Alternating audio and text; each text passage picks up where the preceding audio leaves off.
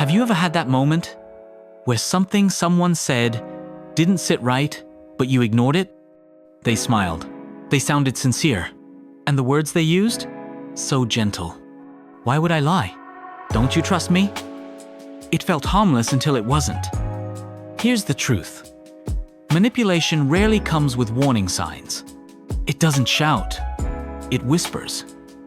It wraps itself in kindness and plays on your empathy. And before you know it, you're second-guessing yourself, not just your memory, but your instincts, your values, your sanity. When trust is broken, it's not just about the other person. It's about what it does to you.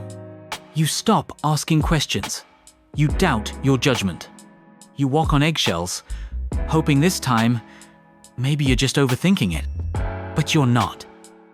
Those carefully worded questions? They're not just casual conversation.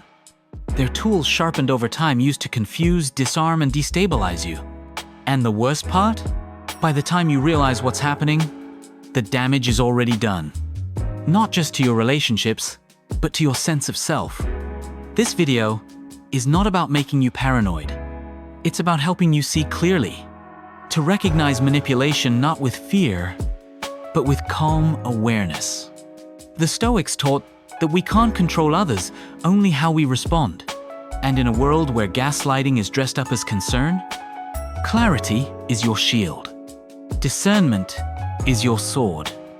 And trust, real trust, begins with you. Have you ever asked someone a simple, honest question maybe, about something that felt just a little offended instead of an answer? They hit you with, "Don't you trust me?" It's subtle. It's smooth. It sounds like an invitation to connection. But often, it's not. It's a diversion.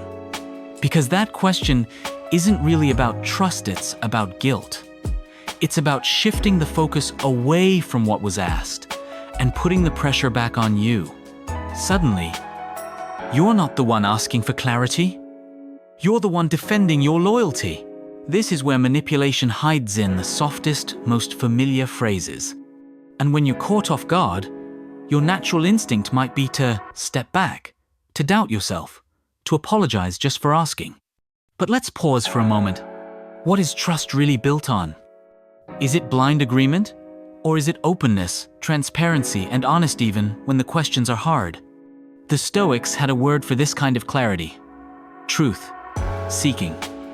Marcus Aurelius once wrote, "If someone can refute me, show me I'm making a mistake, or looking at things the wrong way, I'll gladly change. I seek the truth, which never harmed anyone." That's the mindset we need. Not to be suspicious, but to be anchored, to stay grounded in our values when others try to knock us off center. So next time you hear, "Don't you trust me?" you don't need to freeze.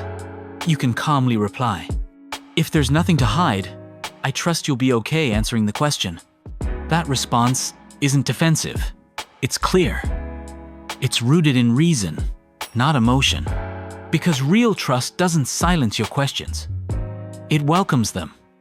And the person who truly values the relationship won't shame you for seeking understanding. They'll meet you there with honesty. That's not confrontation. That's clarity. That's stoicism. Let's say you've noticed something feels off. A story doesn't quite add up. A detail seems conveniently forgotten. So you ask gently, reasonably just looking for clarity. And the response you get? "Why would I lie?" Now take a moment with that. That isn't an answer.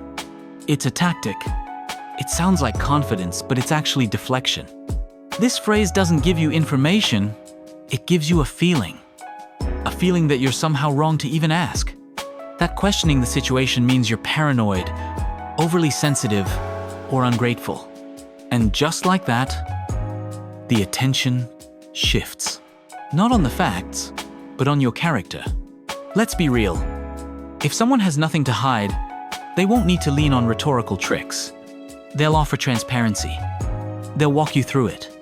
No shame, no drama, no guilt. That's the Stoic test of character, not how confidently someone speaks, but how clearly they respond when questioned. As Epictetus taught, first learn the meaning of what you say, and then speak. In other words, substance over spin.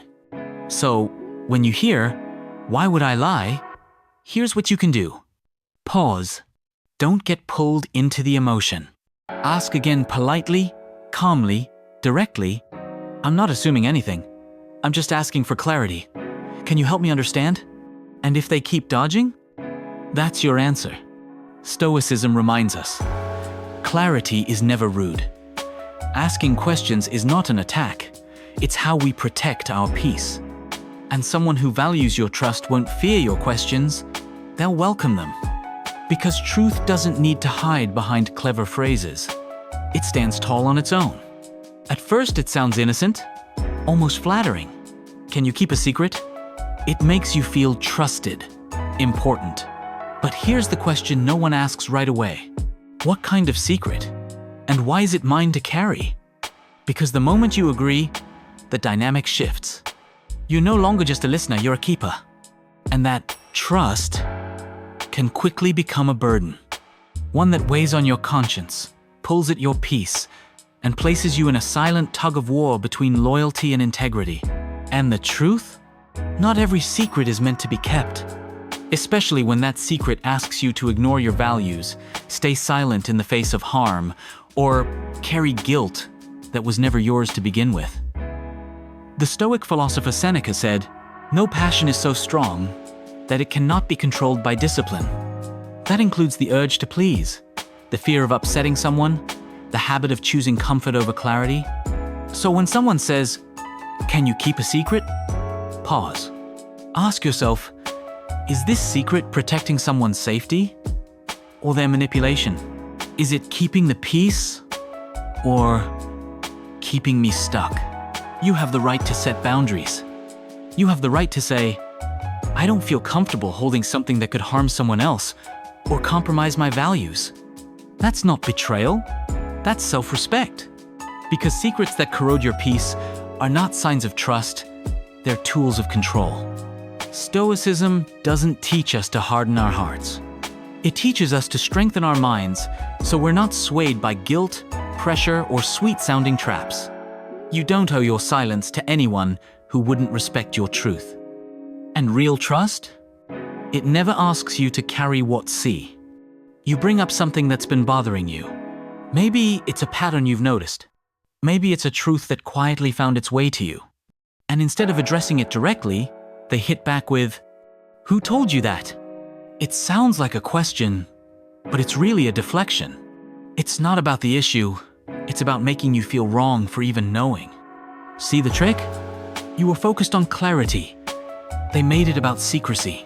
You were trying to have an honest conversation, now you're on the defensive. This tactic isn't new. It's classic misdirection. It takes the spotlight off their behavior and shines it on your sources, your timing, your tone, anything but the actual truth. But here's a better response, one rooted in Stoic clarity. The question isn't who told me, it's whether or not it's true. That single sentence takes you out of their emotional trap and puts the focus back where it belongs, on facts, not drama. Marcus Aurelius reminded himself, "If it's not right, don't do it. If it's not true, don't say it." Simple, honest, anchored in reason. And that's your power, to stay rooted when someone tries to cloud the water. Because let's be honest, when someone is truly innocent, they don't panic over how you found out. They stay calm, they clarify, they face it. But when someone is trying to hide, they'll do anything to make you feel like you crossed the line. Here's the truth. You have every right to question what affects your peace. You're not wrong for asking. You're not wrong for knowing. Stoicism teaches us, the path to virtue isn't always smooth, but it's always grounded in truth. And that means refusing to be baited by guilt when what you're after is clarity. Because when you keep the focus on what matters, you stay free from games, from manipulation, from noise. Gaslighting doesn't start with a scream. It starts with a whisper. That's not what happened. You're being dramatic. You always take things the wrong way. And at first, you brush it off. Maybe you are being too sensitive. Maybe you did misremember. Maybe it's just you. But that's the trap. Gaslighting isn't just about denying facts, it's about dismantling your inner compass.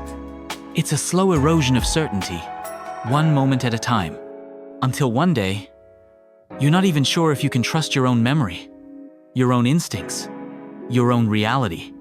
And when that happens, they don't need to control you. You'll start controlling yourself based on a truth they created. But here's where Stoicism steps in. The Stoics teach us to return, again and again, to what is real, what is observed, what is true.